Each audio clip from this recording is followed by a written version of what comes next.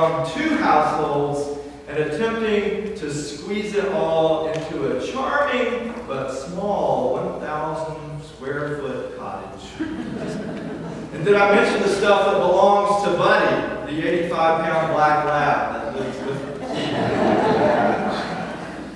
2 adult men and a big dog living in 1,000 square feet is a feat in itself. But it's already been an experience that has been not only challenging for us, but also transformative in some positive ways. It has forced us to consider how much stuff is enough stuff. And at what point the stuff just gets in the way. And we've discovered that we had stuff that we didn't even know that we had. Because ironically, the clutter of the other stuff had totally distracted us from being able to see some of the riches that we already had. English architect and cultural observer Sarah Susanka, who now lives in Raleigh, wrote a best-selling book a few years ago called A Not So Big House. The book grew out of her experience helping clients design homes for themselves and for their families. She found that the pressure to keep up with the Joneses and the American cultural myth that bigger and bigger is always better is taking a spiritual toll on us and our culture. In reality, we are not necessarily happier or more fulfilled in a bigger home that is built to impress rather than to nurture. In fact, Susanka found that a more human-sized space that focuses on function and efficiency and intimacy goes much farther in creating the physical conditions that will at least make it possible for health and happiness to be ours. And from the overwhelming positive response that she got from that book, Susanka realized that she had touched a cultural nerve that went far beyond just housing. She heard from person after person that told her that not only was their house too big, so was their life. There was too much to do, too many avenues of communication, too much information to take in, and too many roles to fill. So in response, Susanka wrote a second bestseller called The Not So Big Life.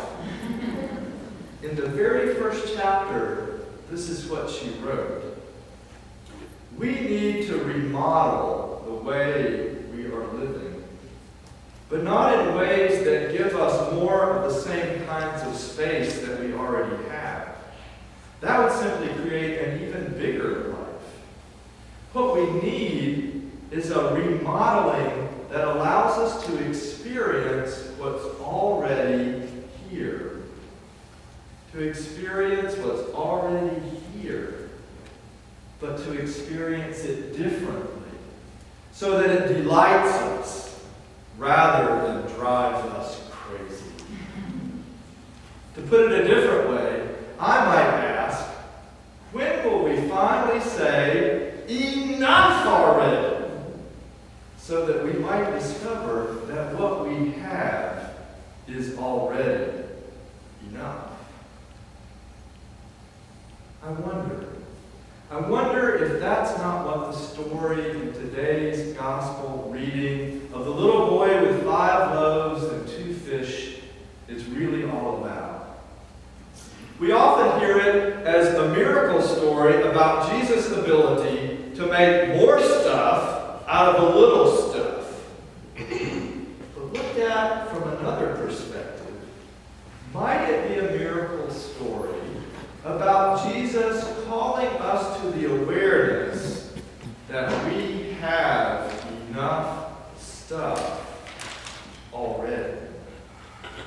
The miracle is not so much about creating more as it is about the awareness that we can feed ourselves and the world with what we already have, if we will but offer it up and trust that a spirit larger than ourselves is alive in the simple act of sharing.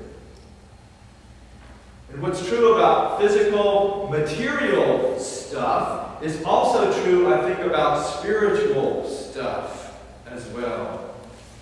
We often wring our hands and worry that we do not have enough faith to meet life's challenges, that we do not have the gifts needed to really make a difference in the world. But what if we stopped?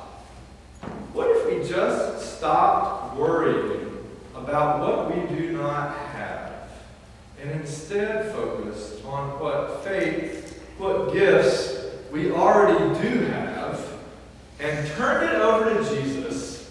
This is going to go with our gospel singing. And just turned it over to Jesus and simply said, I don't know if this is what you or the world needs, but this is what I've got. Here, you make it enough. I wonder if the miracle of the feeding of the 5,000 might live again if we were able to do that.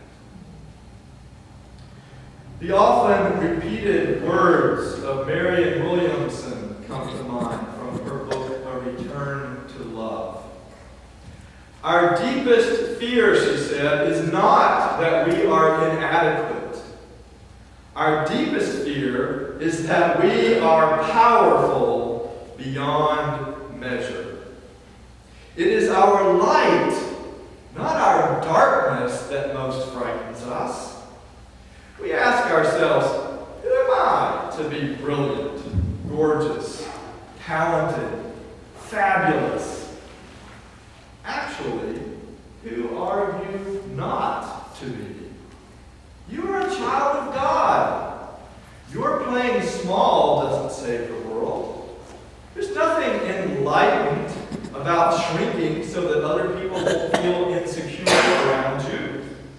We were all meant to shine as children do. We were born to make manifest the glory of God that is within us. It's not just in some of us. It is in every one of us. And when we let our own light shine, we unconsciously give other people permission to do the same. As we're liberated from our fear, our presence automatically liberates others. So what if you and I just stopped? What if you and I just stopped trying to acquire stuff to make ourselves feel more adequate? What if we said, enough already? Enough already to the material rat race, and realized that like the child in the gospel story, we have enough already. What if we said, enough already to the voices of scarcity that tell us that the world cannot be fed with what we have, so we better not share? And realize instead that collectively we have enough already, with baskets of food left over.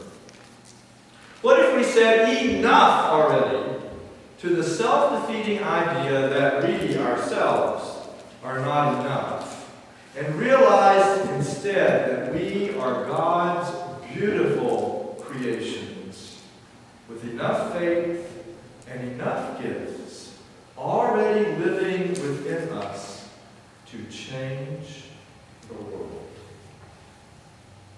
What if we said, enough already, to all the cluttered voices outside of us and within us that tell us that in order to be safe and happy in this world, we need to have it all and let others fend for themselves? What if instead we embraced the miracle that was alive in Jesus? The miracle of collective abundance. The miracle that through the Spirit we are enough already. Thanks be to God. Amen.